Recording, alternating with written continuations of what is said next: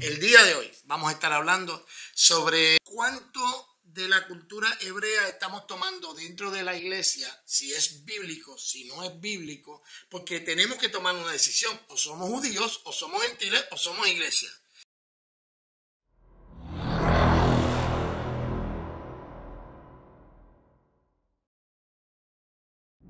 Dios te bendiga.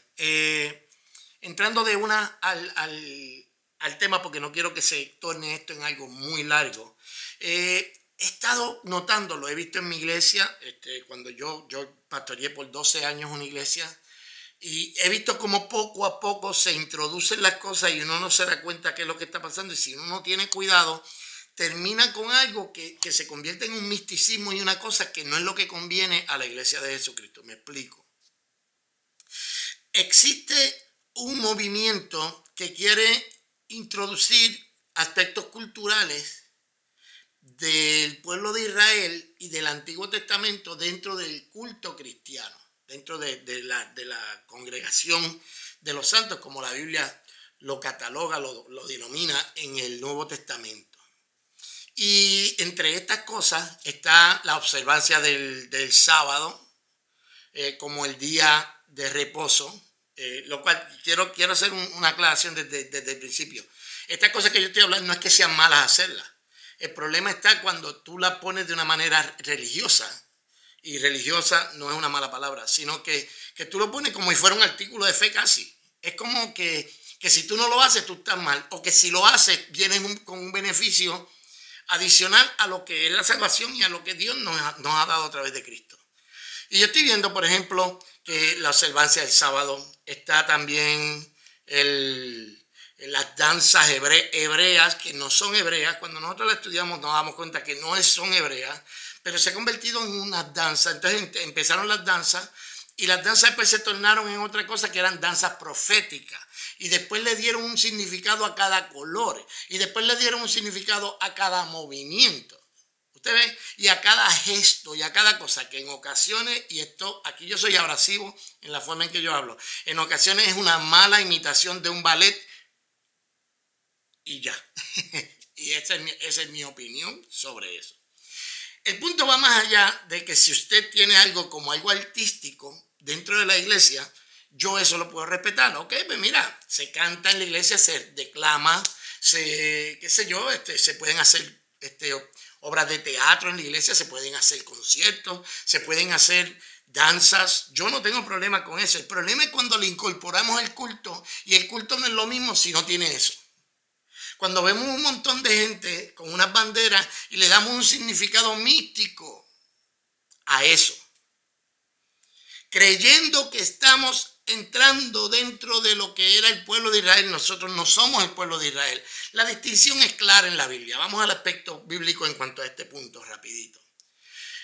Existen, desde mi punto de vista, tres grupos de seres humanos, como los conocemos el día de hoy, en el contexto de iglesia y religioso que estamos hablando. Existen los judíos. El pueblo de judío fue el pueblo que Dios escogió desde el principio para traer a Cristo. Y ellos cumplieron una misión, y la misión de ellos era que ellos iban a ser quienes, a través de quienes Dios iba a traer a Cristo hasta nosotros. Este es el grupo gentil. El grupo gentil es cualquier otro grupo. Es un grupo que no, si no es judío, es gentil. Se acabó. Pero la Biblia dice que de los dos pueblos, del judío y del gentil, hizo uno. Quiere decir que hay una creación nueva, y la iglesia es una creación en Cristo nueva, distinta a los judíos, distinta a los gentiles.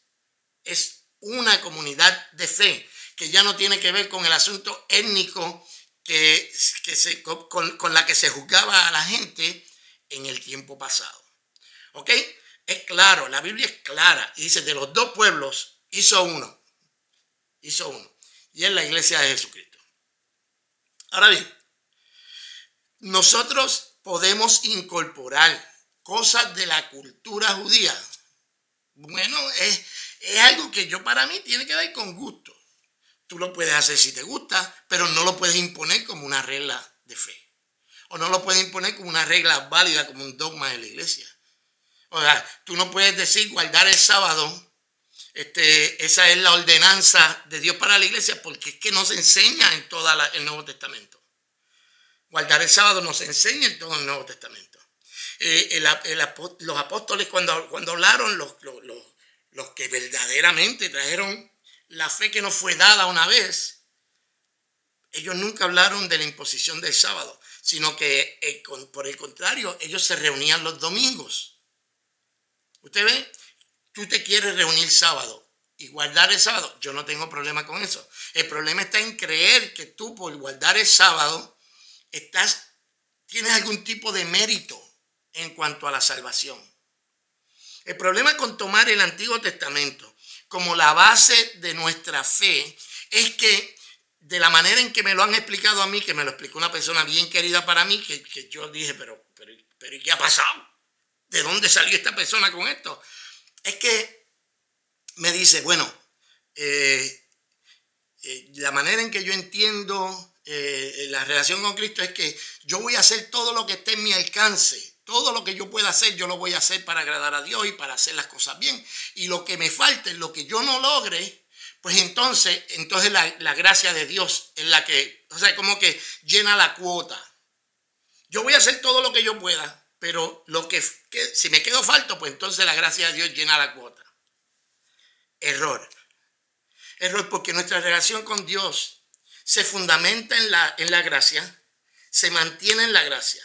O sea, por gracia somos salvos, por gracia nos mantenemos en esta salvación y por gracia llegamos hasta la redención de nuestro cuerpo. No hay nada que tú puedas hacer, porque aún lo que tú haces, la Biblia dice que Dios es quien produce en nosotros tanto el querer como el hacer. Quiere decir que no hay ningún tipo de mérito, ni siquiera lo que tú dijiste que quisiste hacer, ni siquiera eso te es contado como mérito, porque fue Dios quien lo provocó. Jesús dijo algo bien importante. Jesús dijo, si ustedes hacen todo lo que tienen que hacer, pues entonces son unos siervos inútiles, porque tú hiciste lo que podías. Mira qué inutilidad, que tú hiciste lo que podías, tú no podías hacer más. Pues si no puedes hacer más, pues eres un inútil. Mira lo que dijo Jesús, piénsalo. Siervos inútiles sois cuando hacen lo que tienen que hacer. Cuando tú haces todo lo que está a tu alcance, cuando tú te esfuerzas todo lo que te puedes esforzar, eres inútil. Eres inútil. ¿Sabes por qué? Porque la relación con Dios parte de la gracia y llega hasta la gracia. Jesús es el autor y consumador de nuestra fe. Él no es el autor, nosotros somos los consumadores. No. Jesús es el autor, que nosotros fuimos salvos porque Él nos llamó, no porque nosotros quisimos venir. Él nos llamó, nos atrajo con lazos de amor. A muchos de los que me están viendo los atrajo a través de una enfermedad. A otros a todos los atrajo de una manera, pero Dios fue el que los atrajo. Dios te trajo a Cristo. Una vez en Cristo, tú recibiste la salvación por gracia, por medio de la fe. Esa salvación desde que te salvaste, desde que reconociste a Jesucristo, desde que te diste cuenta que ese sacrificio era para ti y por ti, desde ese momento hasta que llegues al cielo, todo ese caminar también va a ser por gracia. Va a ser por gracia porque no puede ser por obras para que nadie se gloríe. O sea, nuestro caminar es todo por gracia. Y si tú incorporas aspectos de la ley a la vivencia cristiana, estás adulterando el mensaje de Jesucristo. Hay una razón importante por la que Jesús decía, oíste que fue dicho, pero ahora yo te digo. ¿Usted ve? Mira la diferencia que hay. Aquí hay como que Jesús está volteando la cosa, está diciendo, yo te voy a enseñar cómo verdaderamente se sigue a Dios y cómo verdaderamente se puede mantener contento a Dios.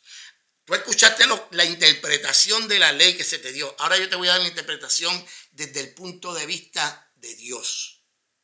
Y lo que hizo fue Jesús cumplió la ley en él para que entonces nosotros entremos en un nuevo pacto. Es uno nuevo, no es el anterior. El anterior era deficiente porque el anterior solamente podía reflejar cuán pecador tú eras.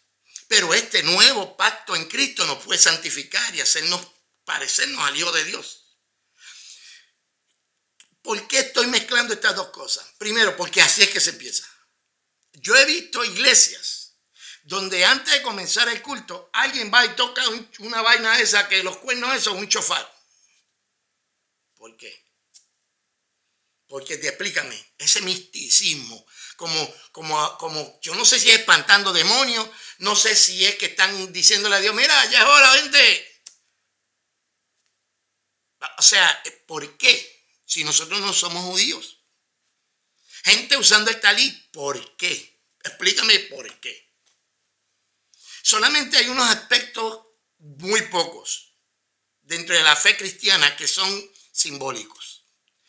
Número uno, el bautismo. El bautismo es simbólico. Cuando tú entras a las aguas y tú sales de las aguas, esto representa el nuevo nacimiento.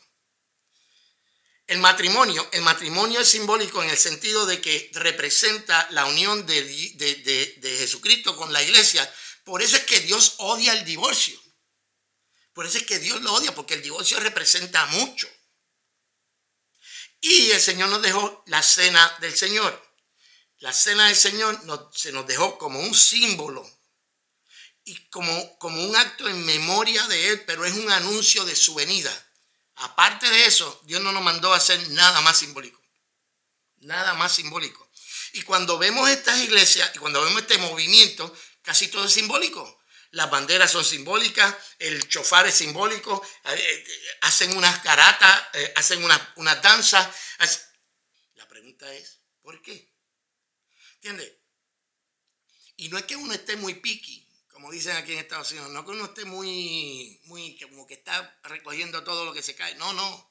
La cuestión es que ese tipo de conducta lleva a otra conducta, porque la falta de verdad solamente pare mentira.